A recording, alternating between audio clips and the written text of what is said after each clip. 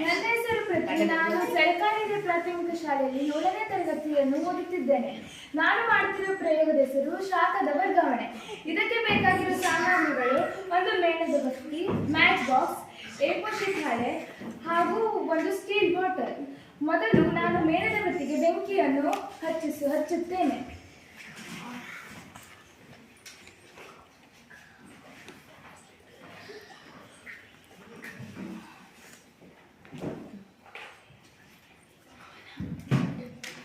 ಈಗ ಈ ಪೇಪರ್ಗೆ ಶಾಖವನ್ನು ತಾಗಿಸುತ್ತೇನೆ. ಪೇಪರ್ಗೆ ಶಾಖವು ಹತ್ತಿ ಉರಿಯುತ್ತಿದೆ.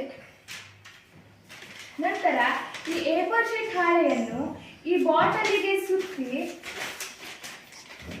ಶಾಖಕ್ಕೆ ತಾಗಿಸುತ್ತೇನೆ.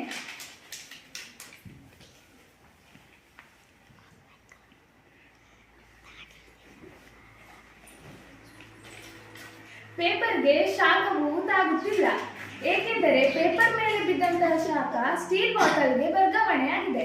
ಇದು ಶಾಖದ ವರ್ಗಾವಣೆಯಿಂದ ಆಗಿದೆ ಎಂದು ಗೊತ್ತಾಗುತ್ತದೆ. ಧನ್ಯವಾದ.